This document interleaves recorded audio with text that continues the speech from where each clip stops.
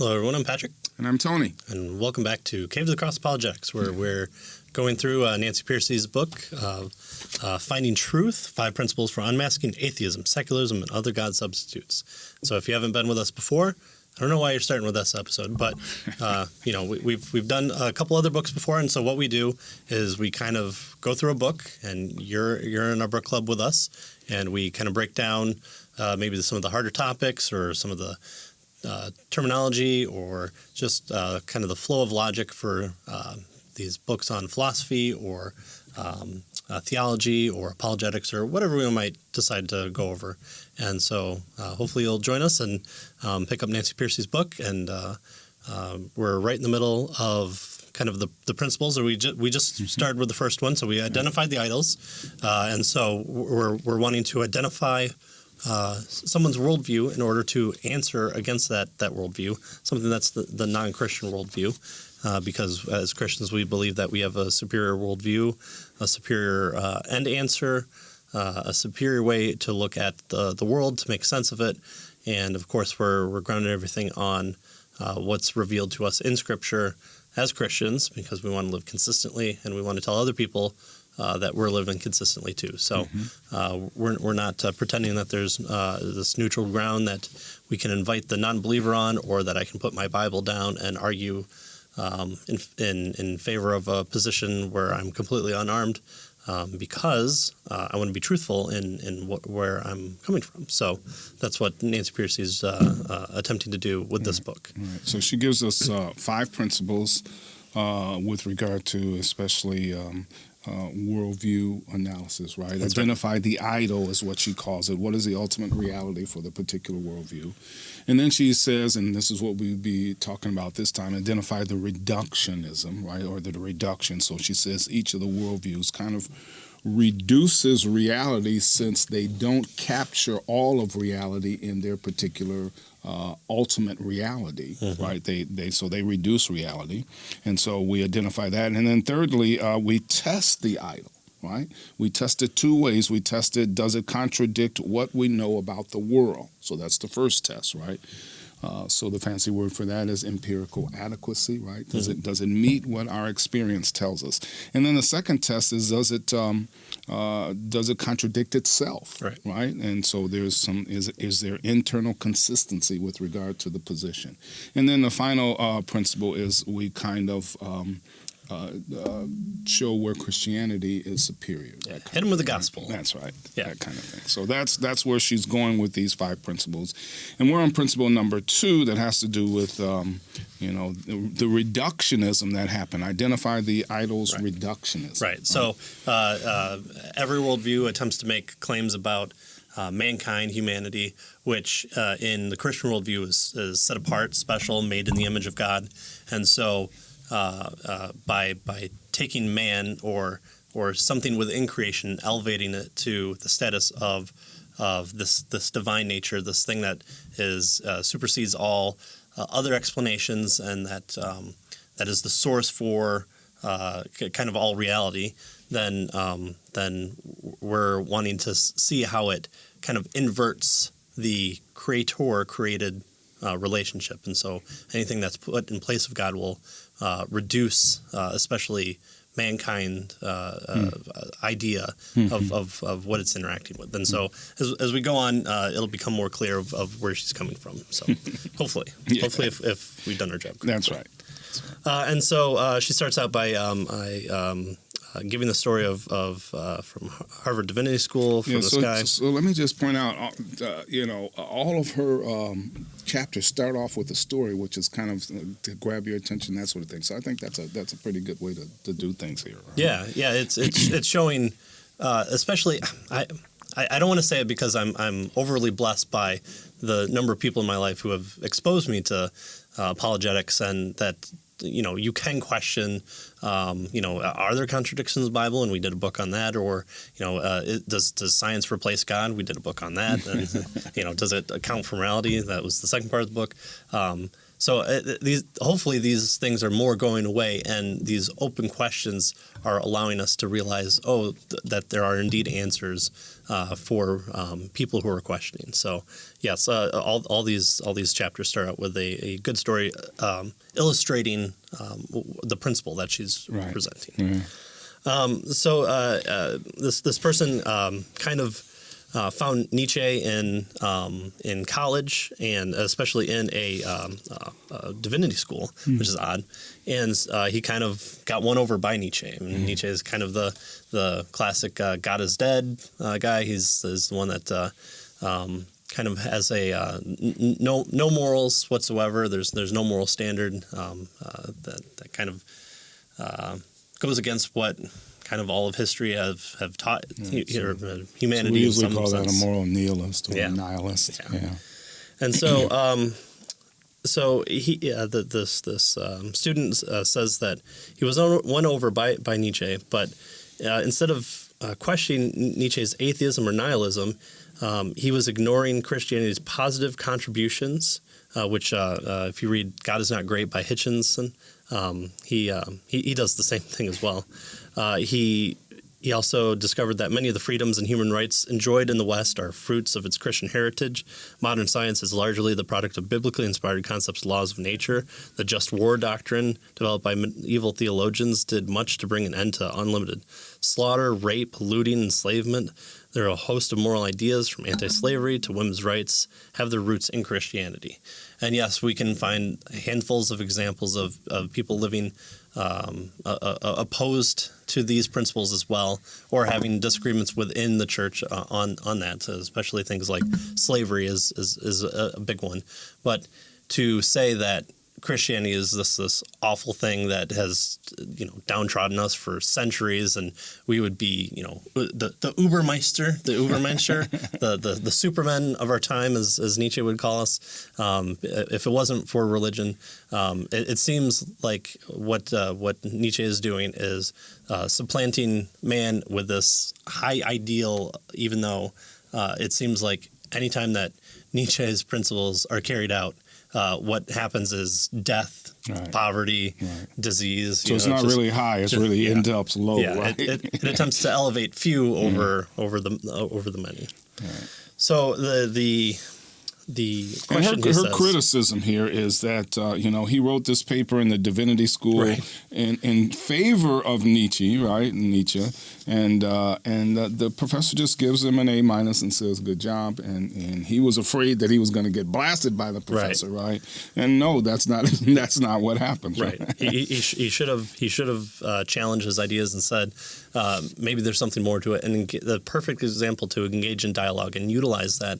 If those views speak strongly to you, view it as kind of your ground to cover and write papers and write books against it and try and defeat it and hone the Christian message even more to speak to people who have those different types of views. And we'll get into that more later too. We always look back to Romans 1. That's what Professor Pearcey is trying to point us to do, to derive her principles from. Right, so the text repeats a poignant phrase that God gave them up. He repeats it 3 different times. The phrase doesn't mean he gives up on people, just the opposite. It means he tries to get through to them by allowing them to play out the negative consequences of their idolatrous choices. And I would almost phrase this a different way. I would almost take this a different way, though, and say instead of tries, it seems like God, fails at times, but I would say that he uses it for his glory. So good. There's a way to yes. So the point she's trying to make here is that in Romans 1, it tells us that God gives people up to allow them to experience the negative consequences of the choices they make. Of replacing God with something that isn't God. With an idol, that sort of thing. And so God allows them to do this, and when I read this, it reminded me of the prodigal son. Here the prodigal son, his father says, "Fine, I'll give you, your part of the inheritance," and he goes out and he experiences the negative consequences of his choices, right? And then after a while, he comes to himself, right? And so that I think that's kind of what she's trying to point out here with this Romans 1 thing. God gave them up, so that they could experience the negative consequences of their choices, in hopes that we would suggest, right, that they would come to themselves and therefore, see the true and the living God as indeed the true and the living God, right? She says, in the same way, God gives up people so that they will perceive the harmful consequences of their idolatry, right? Verse 26, to end the chapter, Romans 1 illustrates those consequences with a long list of destructive and self-destructive behavior. God uses these negative experiences to press people to the point of decision, right?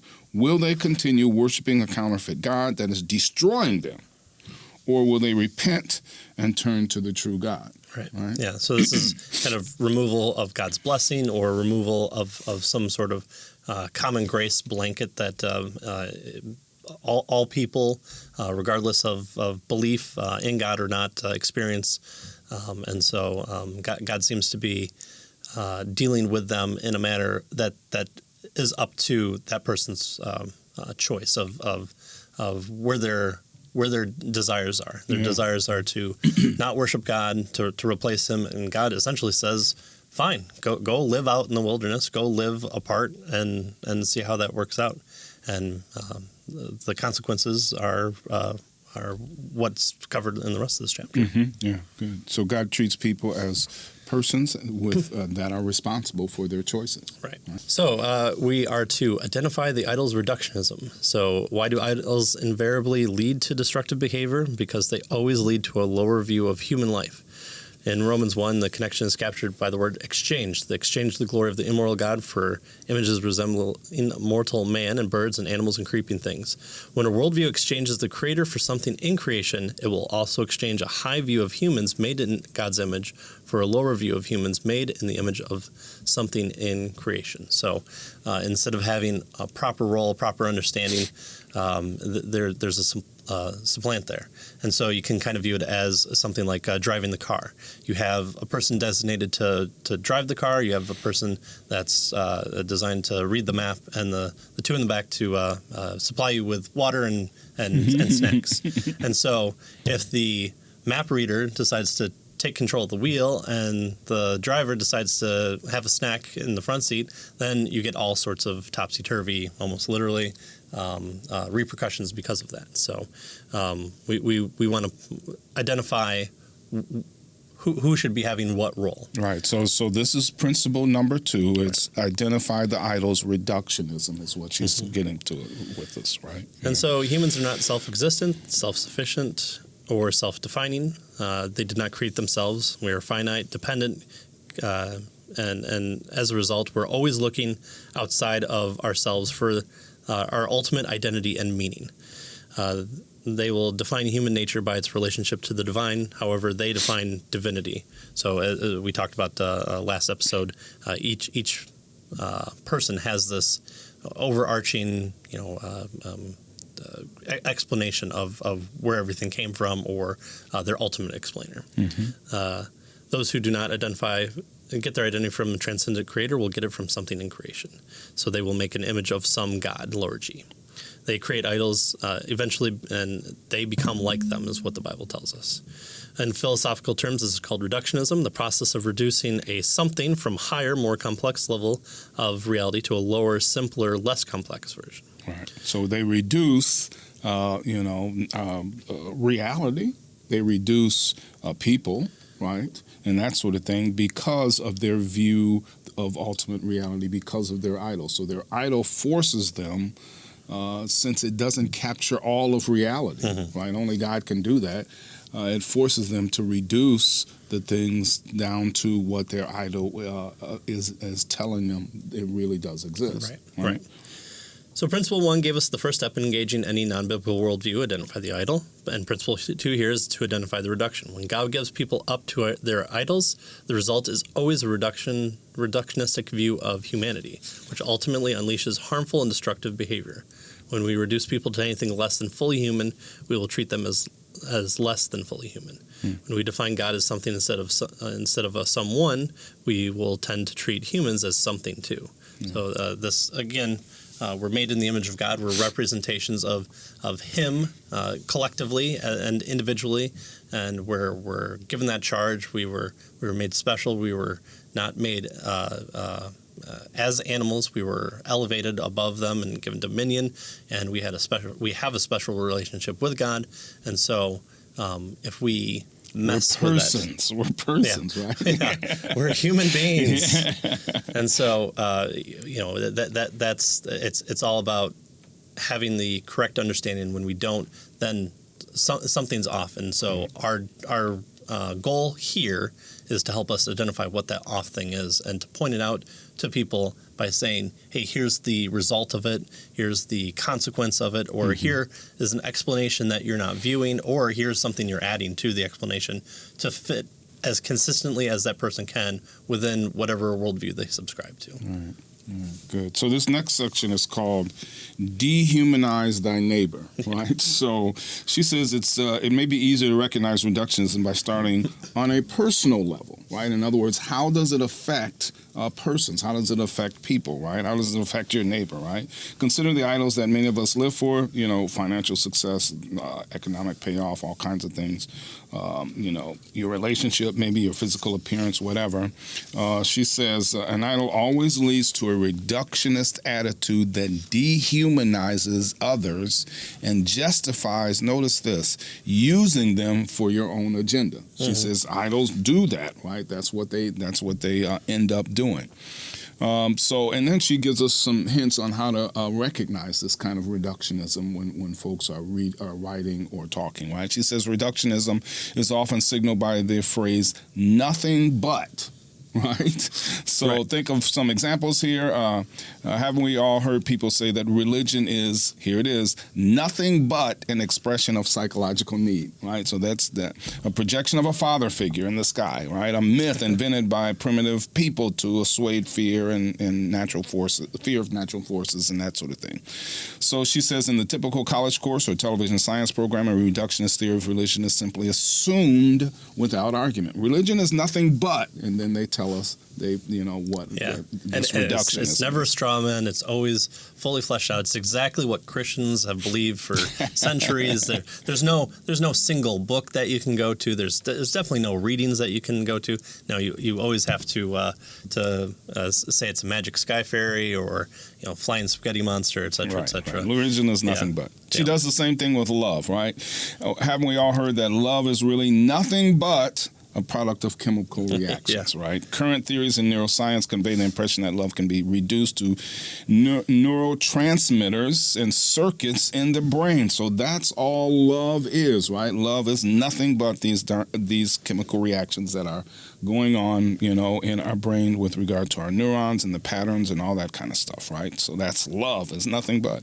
Or she says, haven't we all met cynics who insist that morality is nothing but self-interest disguised, right? Yeah. So she says in the ancient Greek, the sophists argued that people do what serves their own advantage and afterward invent a moral code to justify their behavior. Right, so here's my self-interest, and so I'll make that part of my moral code. Right, So it's nothing but our self-interest in disguise. Right, it claims that altruistic behavior.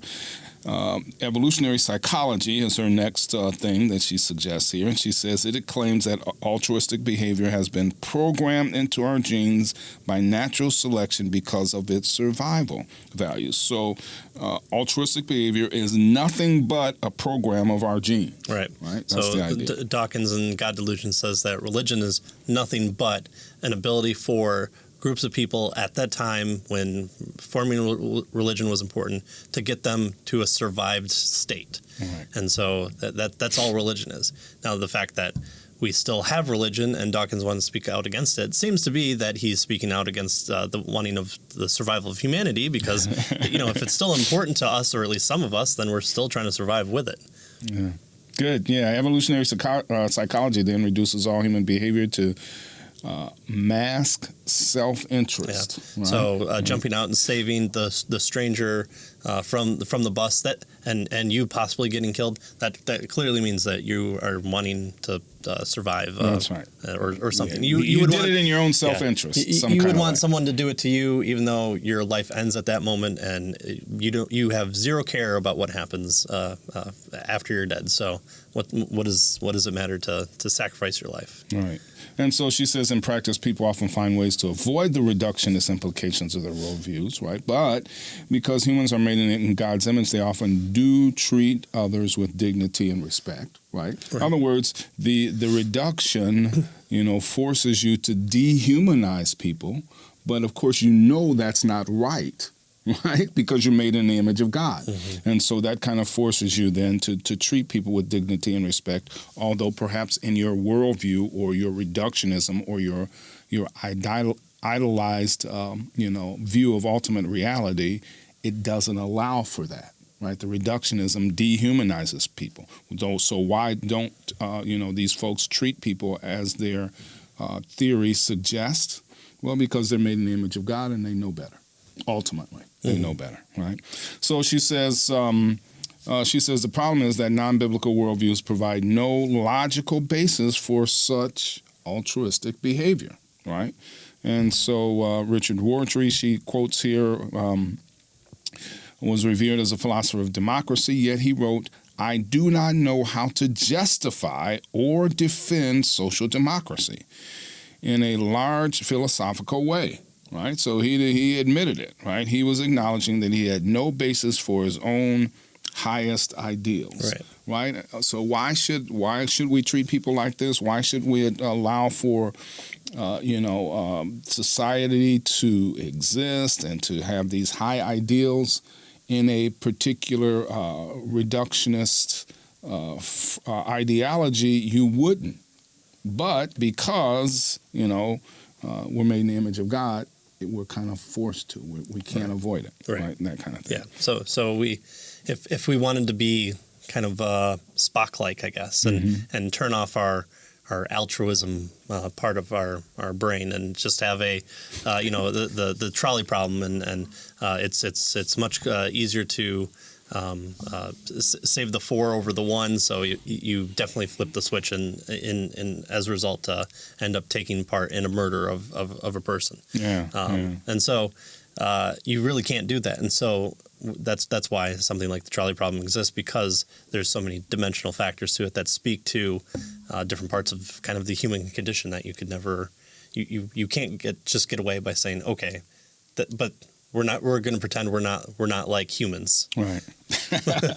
And so she gives us a hint with regard to evangelism at the end of this section, right? She says, in evangelism, it can often be effective to walk people through the implications of their worldview to show that it provides no basis for their own highest moral and humanitarian ideals, right? So, based on your worldview, we don't have any basis for, treating people with dignity and respect, right? Or at least some people, right?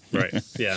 Maybe the people that you have valued, right? But yeah. It seems like the people that kind of believed in the eugenics movement of the early 20s and 30s, it's the people that spoke about eugenics that they wanted to save. There was never really anything about saving the garbage worker or the post digger or the working lower man. It was always the high ideal people that would form the giant brain, and the giant brain. So if you saved only those people who would dig ditches and posts and let's not talk too much about that, because then we'll become communistic in our nature. But we'll get to that as well. Yeah. So if you've read before something like Jason Lyle's or Answers in Genesis writings, this is the whole answering a fool according to his standard, and then there's a second part where you present obviously the gospel as well to answer to it. But this would be the kind of show themselves in a mirror and see what the implications are. Right. Right. The emperor has no clothes. She goes on to say then that reductionism is the key to explaining why idols lead to immoral behavior, why Romans 1 ends with a list of destructive and self-destructive behavior. When we dehumanize people in our thinking, we will eventually mistreat, oppress, abuse, and exploit them in our actions. But can we scientifically prove this? Is there something out there, or are we just pointing to the Bible and saying, look, this is what Romans 1 says. I don't care what experimentations have been done where it shows that 10 times out of 10, the mother monkey will save the tiger cub because she wants the mom tiger to eventually help her in survival. Or do we actually see what Romans 1 holds to? Well, the Scientific American developed a test to practically show the consequences of holding the philosophy of things like materialism with its corollary with the humans that have no free will. So, so in a materialistic world, all that you see, touch, feel, taste, the only things that are real are the things physical reality. In physical reality. Yeah. And one of those things can't be free will. Right. You're kind of determined by the flow of your the laws of nature and that sort of, just like, the laws of nature control, what happens when I drop the pencil, right? The laws of nature also control us because we're physical beings. I mean, how else would we explain it, right, in a materialistic world? Right. You can't enter into any point and change that because it's just what you're. So there's no free physical will. Right. Yeah. So what do the results show? Does the belief in free will show that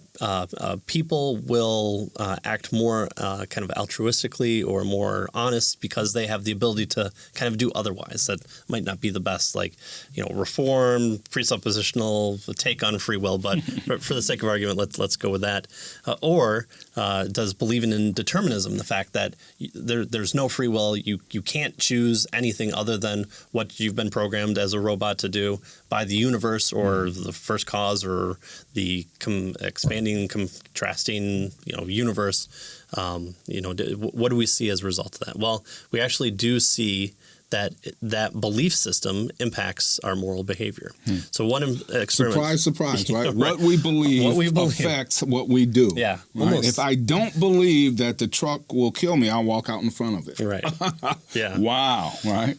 Yeah. So one experiment involved a quiz designed to make it easy to cheat, and essentially a belief in free will that contradicts known facts. The universe is governed. I'm sorry, that believing in determinism over free will. Determinism groups whose members were encouraged to think that they had no capacity for moral choice and thus no moral responsibility were more likely to cheat. By contrast, the free will group whose members were primed to exert their moral will, as in don't cheat, don't cheat, don't cheat, you have the ability to not cheat, they were less likely to cheat. Go figure, right?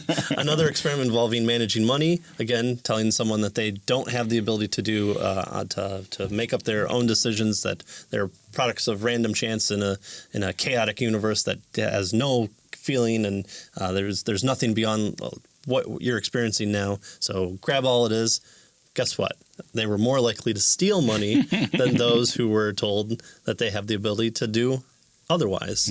And so that believing free will is just an illusion tends to have negative consequences, or what I guess you could consider negative consequences depending on where you stand. You don't want people to steal money. It doesn't seem very altruistic, and so having a more biblical understanding of choices that humans are able to make, again, not touching the whole free will versus determinism here, seems to have a determination on what happens.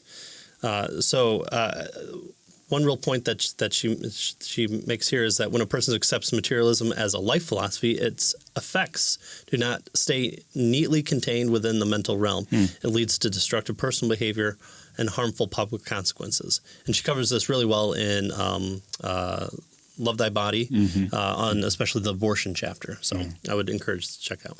So your worldview affects how you treat others, which... I mean, the whole Christian message is, love God and love others. Those are the two greatest commandments. That's half of our belief system right there. And so That's the result of supplanting a creator for the creation. We've devalued humans. Right, yeah. So in this next section, she wonders, given the negative consequences of reductionist worldview, why would anyone adopt it? Right. What's the appeal to it? It all just lends to chaos. Yeah. And so she says Paul gives us a clue, right, in Romans 1, right? And the idea here is that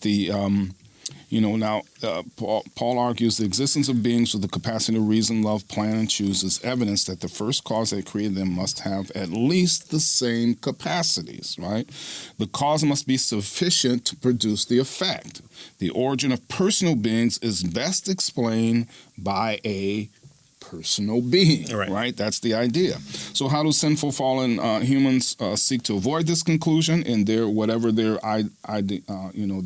idol tells them? Well, Paul says that they suppress the truth, and we've already kind of seen this, right? That's what they do. That's what reductionism accomplishes. So reductionism, we might say, is a truth suppression method, right? It allows us to suppress the truth. Excuse me. It denies one or more dimensions of human nature so that the evidence from human nature no longer points as clearly to the biblical God. And I can breathe a sigh of relief because now I don't have to, deal with God. Yeah. Right? So think about if you want to talk about how does the sun move around the earth, and you say, well, I know how it moves during the daytime. So I'm only going to choose the parts when I see the sun, and I'm going to completely throw out all the times where we don't see the sun. Well, okay, but that's a big part of the equation, and so we're reducing kind of the known elements of what we should be wanting to explain by coming up with this all-encompassing worldview, and again supplanting Christianity as a kind of a tell-all, what we should all live by. So if we do that, we're undercutting our own method as well as kind of our truth statements when we say the world is like this. Right. The sun never sets. If you throw out the times where the sun does set. Right. So we've reduced the world to something like this, right? And so she gives us a couple of metaphors here to help us to see this, right? The first one has to do with a box. She says if reductionism is like trying to stuff all of reality into a box, right? We could say that the problem is that the box is always too small, right? And so idols deify some part of the created order, but no matter which part they choose, a part is always kind of sticking out of the box, right? It's a part is always too limited to explain the whole. The universe is too complicated, and so we have stuff sticking out of the box. So Daffy Duck or Three Stooges, you could imagine them trying to stuff something in the box and it always spilling out, and they finally get the lid on, and they let it go, and then they look away and it all spills out again. So if your worldview does not account for the stuff that's sticking out of the box, if it only accounts for the stuff that's in the box, what do you do with the stuff that's sticking out of the box? Well, what she tells us is they eliminate it. Yeah, cut it off. That's right. It really doesn't exist, right? She says they eliminate those dimensions of reality that would falsify their worldview. And she says you can make any worldview appear successful simply by denying anything that does not fit in the box, right? So you cut it off, you get rid of it, and there you have it, right? So you are able to hold on to your worldview. She gives us another metaphor to help us with this, right? She says the switch metaphors philosophers sometimes picture the dichotomy using the image of a two-story building. Right? So you have the upper and the lower story. Reductionists try to live in only one story. For example, materialists try to live strictly in the lower story of the building, the material universe. They treat matter and energy as the only things that are real, knowable, and objectively true.